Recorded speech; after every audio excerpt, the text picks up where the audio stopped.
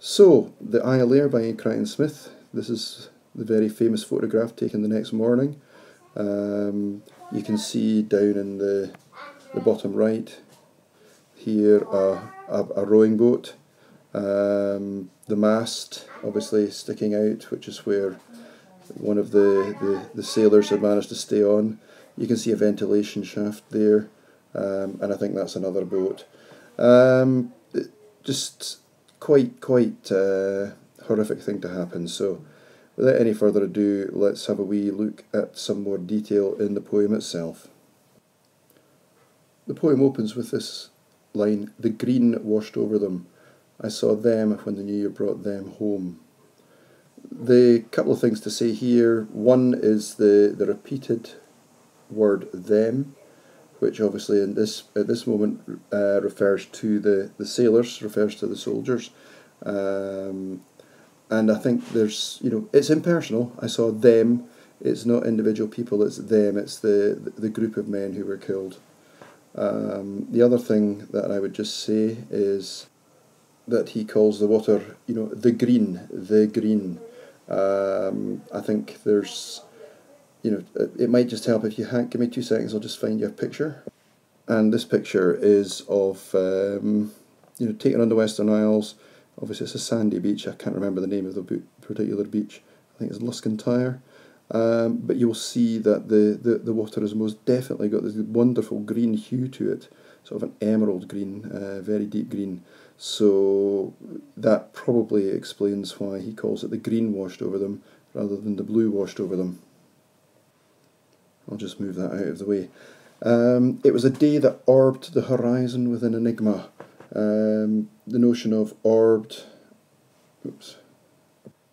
that orbed the horizon, orbed as in orb and sceptre, so something circular, so it surrounded the horizon with an enigma, and as we've already mentioned in class, an enigma is a puzzle, it's something which we cannot understand.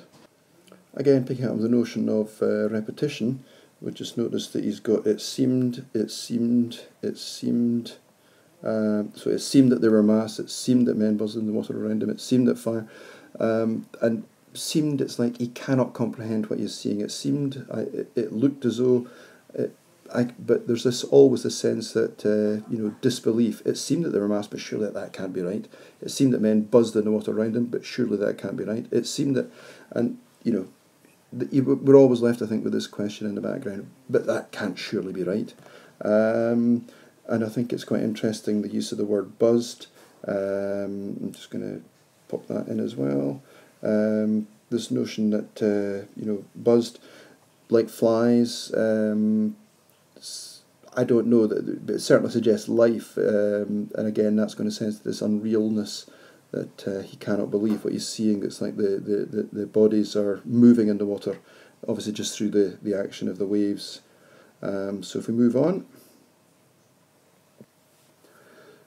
and I love the link, it seemed that fire shone in the water, which was thin and white unravelling towards the shore. And you've got this contrast between the fire on the previous page and water. So you've got this very definite contrast, fire and water, two of the elemental forces. The water itself was thin and white, and again it's changed from the green now, it's thin and white, it's where the waves are breaking, unravelling towards the shore. Unravelling is a wonderful word, it suggests that something's falling apart. You would unravel a jumper so that the whole is lost. And then moving on, we've got the seemed again. It seemed that I touched my fixed hat, which seemed to float, and then the sun illumined fish in naval caps. Names of the vanished ships. I'm just going to pick up on a couple of things here. This notion, it seemed that I touched my fixed hat, so the sense that the hat is fixed on his head, that it's something permanent. But also you've got the hat and you've got the caps there. His hat, which is the symbol of his church, I suppose, and then that's contrasted with the sun-illumined fish and naval caps, and this is the naval hats which the sailors wore, which are obviously floating in the water.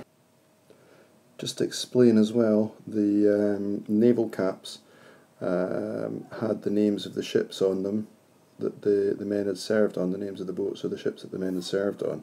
So photograph here of a couple of sailors from 1918, and then also just another wee close up there. But if you realise that the names of the ships are on the caps, that actually also helps to explain the names of the vanished ships, because there's perhaps a sense or an implication that the ships that the men served on have gone because the men are no longer required on them, or perhaps more accurately, the names of the vanished ships, and that the ships have been sunk. And I think this might even add to the even more tragedy, in the sense that these are men who have survived being sunk once already. I don't know though. Moving on, in sloppy waves, they'd be sloppy because of the oil slicked on them. So in sloppy waves, in the fat of the water, they came floating home, bruising against their island. And again, there, and again, it's very much personalised to them. They came home against their island. And I think that image, bruising against their island, is just horrifically appropriate. The notion that suggesting if they're bruising against the island that they're still capable of feeling, but of course the men are dead. So it is true, so I'll move on. It is true a minor error can inflict this death. That star is not responsible. Really interesting, because this is actually about whether fate or man or God or whatever is actually to blame. It is true a minor error can inflict this death. A minor error. And this is the notion that the pilot or the captain of the boat just made a small error. Maybe his compass was out slightly, and as such he hit these rocks and the ship sank. Can inflict again suggests that it's being done to the men. And then you've got the disclaimer, that star is not responsible. Now, star is a loaded phrase. Whenever you see a star mentioned in a piece of literature, it usually refers to fate. There's a bit in Romeo and Juliet, a pair of star-crossed lovers. In other words, that they're not responsible for what happens to them is implied, that it's fate, that they've got no way of escaping it. But here it's being said quite clearly that star is not responsible. In other words, this is a minor error. It is man that has caused this. Now I'm just going to clear this bit out of the way, if I can. Oops. Get the right tool so I don't lose it all. I'm struggling here. I'll leave that on. I'm trying to score out the bit up here. Sorry, a couple of technical glitches there. One other thing to say about that star is not responsible. The nearest star to us is of course the sun. And we notice that this idea is carried on. It shone over the puffy blouse, the flapping blue trousers, the black boots. And this is really a description of the clothes the sailors were wearing, the puffy blouse, sort of like the big sailor's blouse, white, the flapping blue trousers, which would be their uniform, and the black boots. And it's, the sense that it shone over the puffy blouse, the flapping blue trousers, the black boots. There's a sense of reality in that, this is normal, except of course the men are under the water because they have drowned. And this is what leads them to look at what's around him. The seagull swam bonded to the water.